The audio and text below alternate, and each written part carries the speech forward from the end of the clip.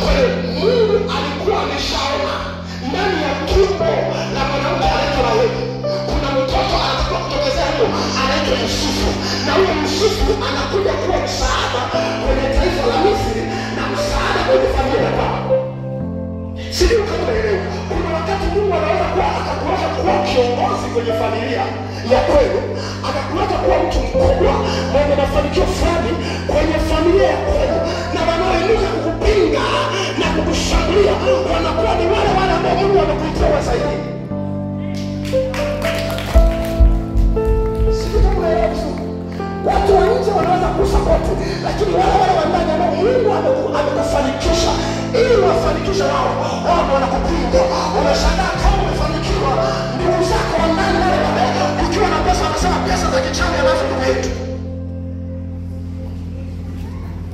Halo? Uko pamoja na mimi? Au umesafiri? Ninakuombea imani yako usipepetwe na shetani kwa namna yote. Ninaombea kazi yako usipepetwe na shetani kwa namna yote. Ninaombea ndoa yako shetani asipepetwe katika jina la Yesu Kristo wa Nazareti. Ni Mungu na madhabahu za giza hazina nafasi kwenye maisha yako, hazina nafasi kwa watoto wako. Kwa Yusufu ambaye Mungu amemuona kabla hajazaliwa, Biblia inasema Yakobo akatoka akimkimbia kaka yake anaitwa Esau, anakimbilia kwa mjomba wake, hata hapajui maskini, anakimbia aende wapi? Kwa ndio kesho nilikufundisha kwa habari ya ramani ya maisha ya mtu, sio? Kwa ametoka kwa baba yake na mama yake, ameshachukua baraka za baba yake. Mama yake anasema kimbia, kaka yako akikuona hapa atakuua. Kwa nini atakuua? Kwa sababu ya hiyo ni baraka, kwa sababu ya hiyo kesho. Kwa hiyo kimbia, nenda kwa mjomba wako. Anaanza kukimbia Yakobo. Wakati Yakobo anakimbia, akiwa anakimbia, amefika sehemu anaulizia, na anaulizia mtu mmoja anaitwa Labani. Kumbe anaulizia mtoto wa nani? Wa Labani. Anasema huyu Labani sema nini? Baba yake. Sasa mimi na mimi mjomba wangu. Sema karibu basi kaka. Karibu sana hapa niko nachunga ng'ombe na nywesha mifugo, twende nyumbani. Wakawa wanaenda nyumbani, hakati wanaenda nyumbani wakapendana njiani.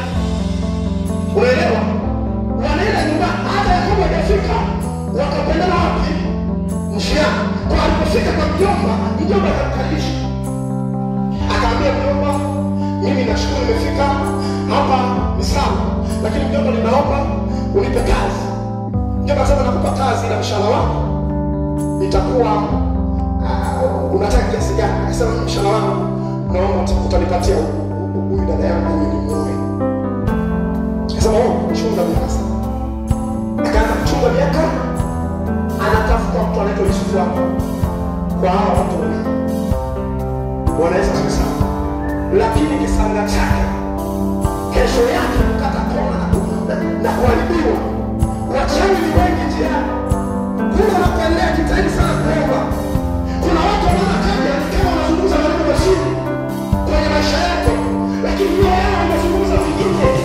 Kuna watu wanakaja wanazungumza maneno kama matamu, nitakuwa maneno ya kusaidia, lakini mioyo yao haiko hivyo. Yeye anasema kwamba akupatie macho ili kwa mtu anapozungumza kitu chema hiki nia yake ni nini? Mtu anaweza kuzungumza mambo mazuri nia yake kama mbaya. Wanaweza sasa.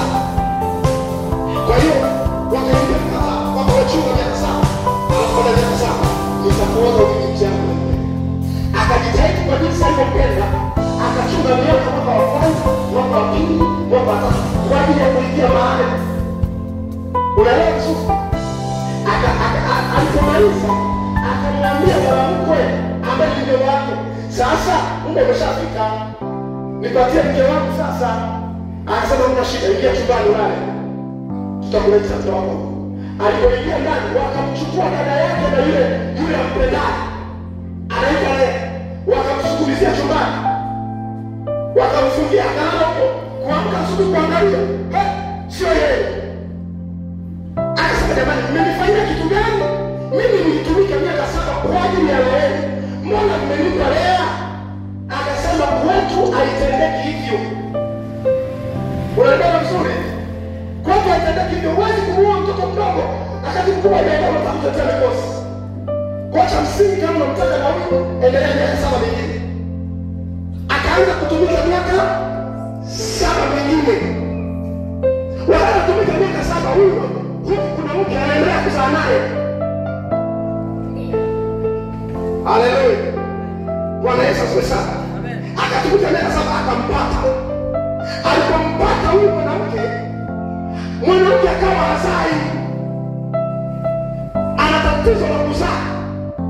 Anahangaika sana na mimi. Mpaka anamwambia mume wake, mimi nakwambia hivi, nipe mtoto sasa, mimi sio Mungu. Tumwombe Mungu. Mimi ni Mungu bado anadai mtoto wangu kwa kujana mashati. Tumwombe Mungu. Ndipo alipomwomba Mungu akazaliwa Yusufu. Kwa Yusufu kwanza anapatikana kwa maombi. Lakini alikuwa anatakiwa kutoka kwenye tumbo la yule mwanamke, ila sasa vita yake ni kali kwa sababu ya kesho. Haleluya. Na hata alipozaliwa baba yake akampenda kwa sababu alikuwa na kiu mwanamke azaa. Na ndugu zake wakamchukia. Bwana Yesu asifiwe. Mungu wa damu akamchukia Yusufu. Akawadisema nisome mstari wa 9. Mstari wa 9. Sasa sema akaota tena ndoto nyingine. Akaota ndoto kwa mara ya pili. Akawaambia ndugu zake, akasema, angalieni nimeota ndoto nyingine. Nimeota ndoto nyingine. Natazama jua na mwezi na nyota 11 zikaniinamia. Akawaambia baba yake na ndugu zake. Baba yake akamkemea akamwambia, ni ndoto gani hii uliyoiota? Ndoto gani umeiota mwanangu? Je, mimi na mama yako na ndugu zako tutakuja tukusujudie hata nchi? Ndugu zake wakamhusudu, bali baba yake akalihifadhi neno hili. Ndugu zake wakamhusudu, lakini baba yake akalihifadhi hilo neno ndani. Hebu jaribu kuona huyu kijana kwanza, kwa mama yake ndo ametokea. Mama yake alikuwa na shida, alafu alipopatikana baada ya ndugu zake kumfurahia, wanatafuta jinsi gani wanaweza kumuua, jinsi gani wanaweza kumangamiza. Na angalia, hebu soma mstari unaofuata, angalia maneno yao. Ndugu zake wakaenda kuchunga kondoo za baba yao huko Shekemu. Ndio Israeli akamwambia Yusufu, je, ndugu zako hawachungi kondoo katika Shekemu? Njoo nikutume mwanangu. Akamwambia, mimi hapa. Akamwambia, nenda basi ukaone kama ndugu zako hawajambo. Akurudi nalo ni salama. Ukaniletea habari. Basi akampeleka kutoka bonde la Hebron. Akafika Shekemu. Mtu mmoja akamkuta, naye alikuwa anazunguka katika nyika. Yule mtu akamuuliza akisema, unatafuta nini? Akasema, na watakuja ndugu zangu, tafadhali uniambie mahali wanapochoka. Yule mtu akasema, wametoka hapa, maana niliwasikia wakisema, twende Dothani. Basi Yusufu akamfuata ndugu zake, akawakuta huko Dothani. Wakamwona kutoka mbali. Wanaona wale ndugu zake, wanaona Yusufu sasa kutokea wapi? Angalia maneno yanazungumza. Kabla hajawakaribia, wakafanya shauri juu yake ili wamuue. Wakafanya shauri kumuua ndugu yao. Wakasemezana wao wao. Tazama, yule bwana wa ndoto anakuja. Yule bwana wa ndoto anakuja. Haya, twende tukamue na kumtupa katika birika mojawapo. Nasi tutasema mnyama mkali amemla. Kisha tutaona zitakuwaje ndoto zake. Amen. Shida ni ile kesho. Wanasema kisha tutaona. Si anajifanya na ndoto huyu? Si anajifanya kuna mahali anaelekea huyu? Si anajifanya anaweza huyu?